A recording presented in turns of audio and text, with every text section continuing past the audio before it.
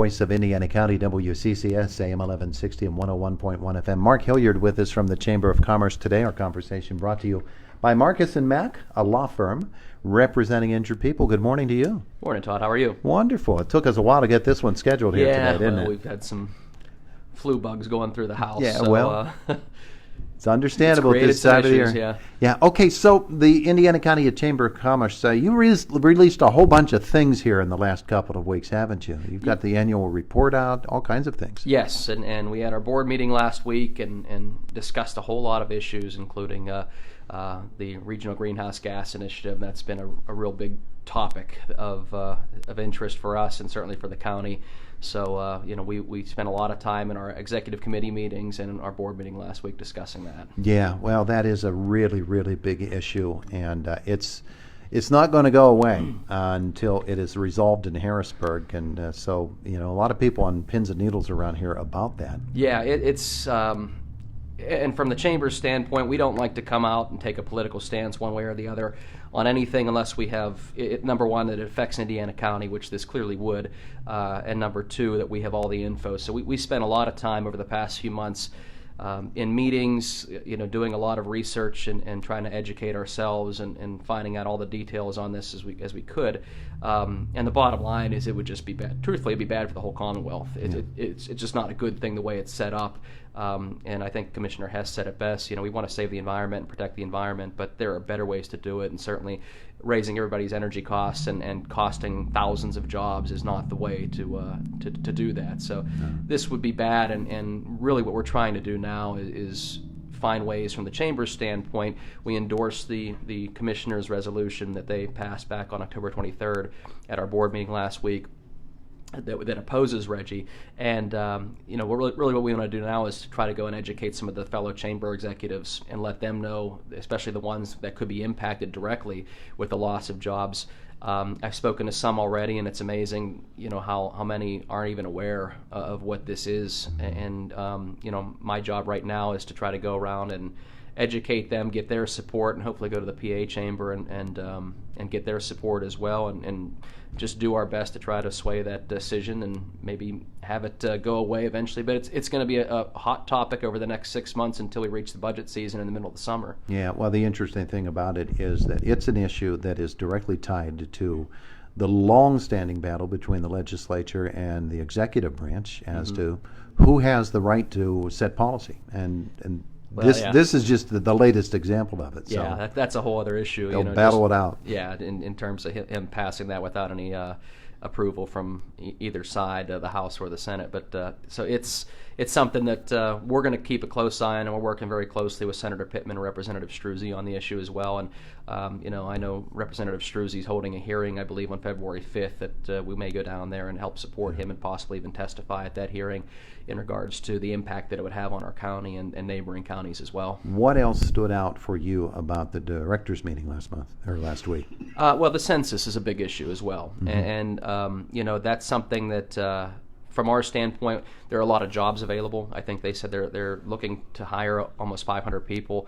Now, those are part-time jobs, but they're good-paying jobs that they need over the next 6 months as they prepare not only to take the initial census, but to kind of follow up with everybody. But the census is important, and just our job of trying to educate our business community so that they can educate their employees that we can get a proper count. It's unique in Indiana County because our challenge is also the university and making sure the students know that they have to be counted at Indiana County regardless of where their hometown is. We just want to make sure that everybody knows that this isn't an invasion of privacy. This isn't the government trying to get into your business. This is something that you need to do because it really could impact the kind of money that would be available, whether it's grant money, whether it's for some of our agencies or community organizations, or whether it's just for some municipalities in order to get additional funding to pay for roads and improvement projects. So it's very important that all that everybody gets counted, and that's been a big topic. I know I sit on one of the census committees that we've been working very closely on trying to educate the county as best we can, and that was a big topic at the board meeting. Yeah, absolutely. I don't think a lot of people know that when the board meets, it's not just the directors. You have people who file reports with you, who appear before you and bring up issues that are worthy of consideration. Some of them require action by the Chamber Board. Some of them are things that let's make you aware and let you know that there's something out there in the public arena that the Chamber would be very interested in. It's one of the things I like about our board meetings, and I sit on other boards and have attended a lot of other board meetings, but we get a real good representation of all the different industries. At our board meetings, we have reports that can be anything from what ICCC is doing, or energy, education. We have a university report from Dr. Driscoll, real estate. So we have everything covered, and we get to learn a little bit about what everything is going on in Indiana County, regardless of the industry. So, typically the focus of the meetings is on things that are directly impacting the chamber or our business community. But it's really interesting to be able to hear updates on everything that's going on in the county and even in the region in all those industries, because you do learn a lot, and you learn a lot more at those meetings, I think, than other board meetings that are just directly focused on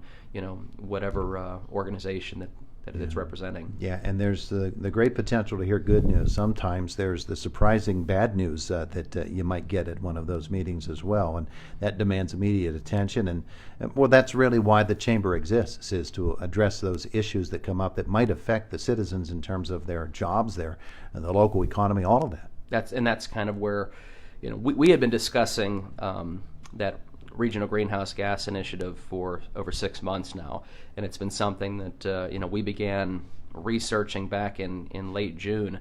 So we've known about it for quite a while, and as have Senator Pittman, Representative Struzzi, and we've didn't begin talking about it from the actual Chamber Board perspective until I believe in September or October, when it really started becoming more of a hot topic in Harrisburg, and it wasn't something that was just going to go away. So that was kind of the thing that is some of those bad news issues. And then you have the good news where you're talking about some of the workforce things that we're doing and that are going on that are becoming pretty successful. So you have both sides of it. We certainly want more good news, but the bad news we don't look at as just being all negative. It's just, okay, what can we do to fix this? It's the next challenge ahead of us, and what can we do as a group and as a county to be able to address this? Yeah. Okay. So you've got events coming up. You always have something coming up soon. What do you have on the calendar now? Well, we just had our first lunch mob, which was at the Hilton Garden Inn, and it was a good networking event that took place this past Tuesday. So we have a couple others that we're looking to schedule in the next couple of months, and we have our chamber check-in, which is kind of a breakfast networking event. That'll be at the chamber office this coming Tuesday. We're putting our schedule together for the year in terms of our after-hours events. Really, we don't have any big events coming up until later in the, I guess, late spring, early summer, when we're talking about the Business Hall of Fame. But we are looking at 2 new events that are going to take place before then that will be new initiatives from the Chamber. We're not going to announce them just yet, but we're pretty excited about that, and they're going to be 2 things that we're hoping to get people excited, and both of them are going to be kind of fun events, but there'll be opportunities to network and to interact with other people and have a little bit of fun as well. So we're excited about that, and hopefully we'll have some more details that we can announce it very soon. We all vote for fun. There you go. Fun's not bad. No, it's not. It's a good thing. All right. So that's a very busy agenda you've been following recently, and you've got some things coming up. That's good news. Yeah. It's been right now a lot of our job is focused on membership and advocacy. Advocacy from the standpoint of looking at what we can do to help the county in terms of this legislation, but membership. What can we do to help improve our membership and give them more benefits? So we've improved our website. We're working on a new app and working on a membership drive. So there's a lot of different things. Our membership is as strong as it's been in quite a while. So we're excited about some of the new members that are coming on board, and it's a good time. There's not as many events early on in the year, but it gives us a chance to focus on some other things that are just as important. I like the way the Chamber can help membership, and membership then therefore bring their strengths to the Chamber as well, make it a stronger organization. Absolutely. Good stuff. Thank you, Mark. Thanks, Todd. He's Mark Hilliard, the Indiana County Chamber of Commerce, and it is the voice of Indiana County, WCCS, AM 1160 and 101.1 FM.